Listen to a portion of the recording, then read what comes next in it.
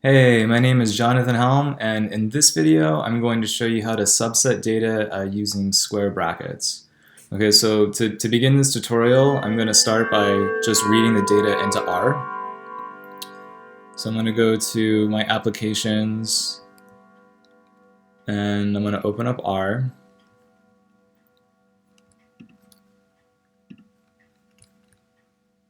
This will open up the console, and to start off, I'm going to also open up a new editor. So we always start by reading the data into R.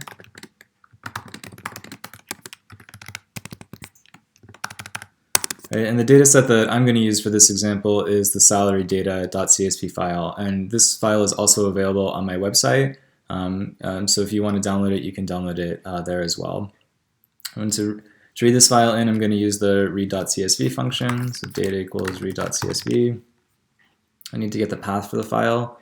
So I'll right-click the file, I'll hit get info, and then I'm going to copy the path. Remember, the path is just the location on your computer, right? So it's the series of folders that will lead R to find this data file, right? So in the users folder, in JHelm, in desktop, there is this file, and this one is called salary-data.csv. So I'm just going to copy the name of that and place this at the end of the path. Remember that all of the slashes should be forward slashes whenever we're reading data sets into R. So if you're using a PC and you copy and paste a path, you might have backslashes, so make sure that these are forward slashes in R. And also make sure that everything is lowercase or uppercase as it should be, right? So R is case sensitive, so I can't use lowercase users. I need to use uppercase users. I can't use capital JHelm, right? It has to be lowercase JHelm and so on. So I'm just going to highlight and run this code. And of course, I'll take a look at the first 6 rows of the data set using the head function. Let's make this a little bit wider so it's a little easier to read.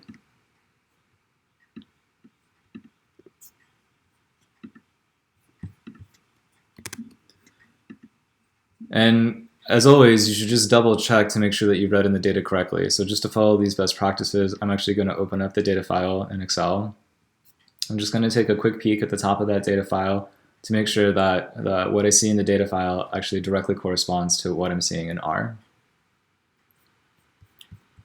So I'll make the Excel window just a little bit smaller.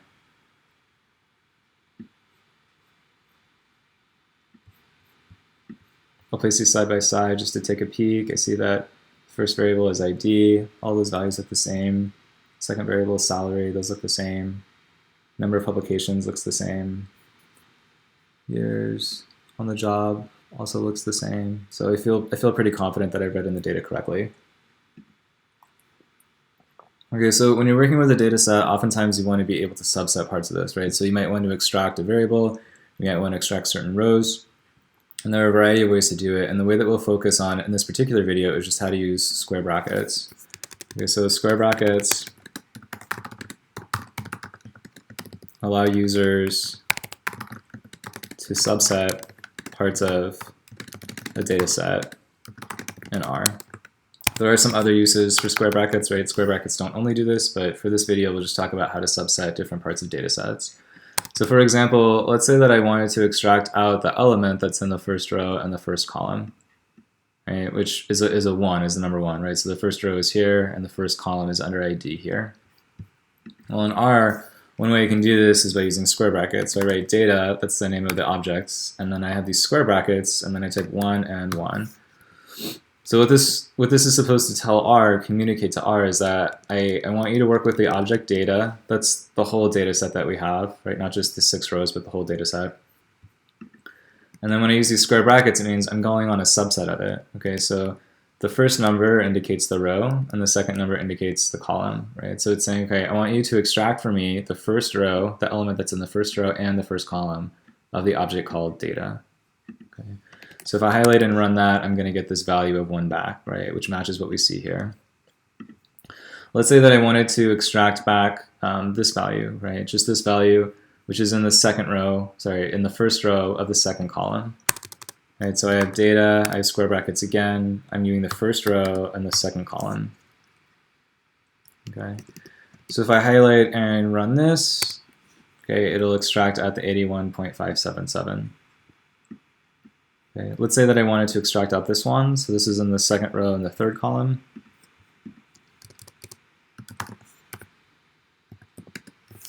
Okay, second row, third column. If I highlight and run that, right, I'm going to get this value that matches here.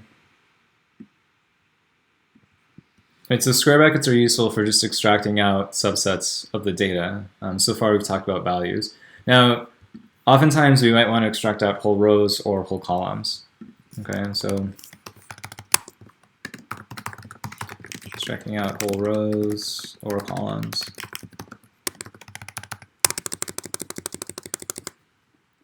If we wanted to extract out, let's say we were working with this data set, we wanted to extract just the first row.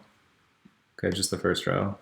A really simple way to do that is to use the square brackets, but leave a blank here, right? So this is saying to R, I want the first row, and by leaving this blank, it's communicating to R that you want all of the columns. Okay, so a blank implies that it wants all of the columns. So if you highlight and run that, you'll see that it'll extract out that first row of data for you. Okay. If you want the second row, right, just the second row, you can use square brackets in this way, and of course it's going to pull back the second row for you, right? The second row.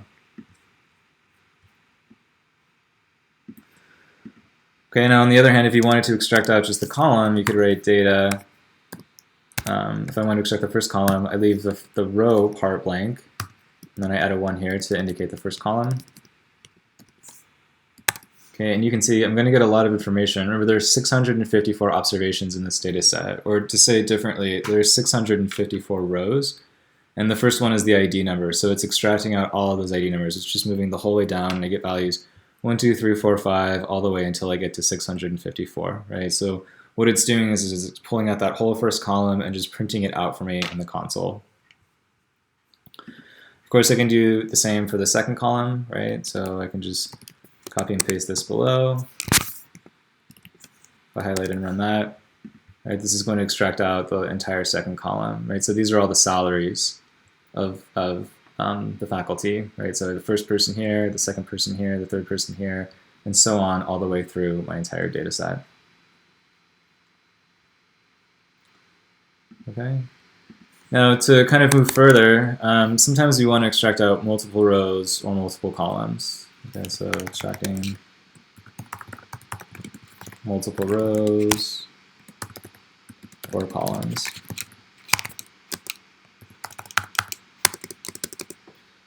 Right, so let me just take a look at the top of the data set again, so we have this as our reference. Let's say that I wanted to extract out the first 3 rows. Well, one way that I could do this is to have these square brackets, and I can create a vector, right, where I have the number 1 and 2. Okay, so c, lowercase c, and then open paren is a function that creates a vector, right? So actually, let me just highlight just this part in here. So if I highlight just that part in there, not the whole thing, and I run just that little part, you can see that it's putting back the values 1 and 2. So it's a vector of numbers. So if I place that vector of numbers inside the square brackets, it's going to return back to me the first 2 rows of the data set and also all of the columns, right? Because remember, a blank after that first comma is indicating that we want all of the columns back. So it says, okay, I can print the first 2 rows for you. A different way to do this that is what you'll see most often in practice is using a colon. So for example, if I don't want to use this notation, I actually can write 1:2, right? So let me just highlight 1:2 really quickly. This will also create that vector of numbers 1 and 2. Okay, so if I can do 1:2, and really what that's asking for is all the integers, right, all the whole numbers between +1 and +2. Okay, so it moves through in that way. So as a follow-up example, if I do 1:3, it'll give me 1 to 3. If I do 1:4, it'll give me 1 to 4, and so on. Right, so by using that notation inside the square brackets, I should get back the same thing. So if I highlight and run that, I'll get the first 2 rows. And in a similar way, if I use data 1:4, I should get back the first 4 rows, right, with all of the columns. Okay, and of course this can be extended very easily into the column part, right? So if I do data 1 to 4, and let's say I just want the first 3 columns, I can do 1 to 3. Okay, so that'll give me the first 4 rows and also the first 3 columns, right? Rows 1 through 4 and columns 1 through 3. Okay. And kind of the last part, and what I'd like to do a little bit further is just to extend this one. So moving back to where we used a vectorized form rather than the form with colons. One thing that's nice about using vectors is that if the numbers or types of rows or columns that you want aren't in a particular order, then you can just type them in. So let's say, for example, I want the first, the 50th, and the 100th row. Okay, and then I want, for the columns, I want the first one, the fourth one, and let's go in a different order. Now I want the third one. Okay. So if I highlight and run this part, it's going to extract out the first, the 50th, and the 100th rows. Those are the ones that we see here. And then it's going to give me the first column, that's IDs. The fourth column is years on the job, and the third column is number of publications, right? So this is a different way of extracting out those data. Okay, so this is how we tend to use square brackets. Now, I guess I'm going to go a little bit further. Hopefully this video isn't getting too long. So one step further, for the columns, it's very rare that we'll use the actual numbers to indicate the columns. In most cases in practice, I think people tend to use the actual variable names, right? So using variable names instead of numbers. So what I mean by this is that if you look at the data set here, so I'll just take a look at the top again as a reference, we see that the columns actually have labels associated with them, right? So we have a variable that's called AD, a variable that's called salary, a variable that's called number of pubs, and so on. One way to extract this variable is to actually use the label. So if I have the square brackets, let's say I want the first 4 rows, and let's say that I want information on the variable salary. So I can actually just type that in quotes, salary. Now remember that not only does this have to be in quotes, but it also has to match the case, right? So this is all lowercase letters, so make sure that this is lowercase letters as well. So if you highlight and run that, it's going to give you the first 4 rows, right, of salary, right? So the first one is 81,577. We see that's here. The second one is 84,279. The third one is 68.59, and so on. If I can extend this out, so let's say I want the first 4 rows, but I want salary, and I also want number of publications. If I move on to 2, I have to reintroduce back the vector. Okay, so I place the variable names inside a vector, and let's say I have salary, and I can also type, what was the variable name? Yeah, number of pubs. Number of pubs. And so if I highlight and run that, it's going to give me those first 4 rows, and then it gives you back salary and pubs. Okay. And of course you can type in any of the variable names that you want as long as they match the actual variable names that are in the data set. Right, so these are useful ways of extracting variables. Sometimes it's very useful just to use square brackets. There are some other ways that we can also extract data, and I'll show you how to do those in the follow-up videos using the subset function. Thanks for watching. If you have any comments or questions, feel free to email me at jonathanleehelm@gmail.com. You can also follow me on Twitter at jonathanleehelm. If you liked the video, please like, and if you haven't subscribed yet, please subscribe. And again, I hope you enjoyed the video, and feel free to stay tuned for others. Thank you so much.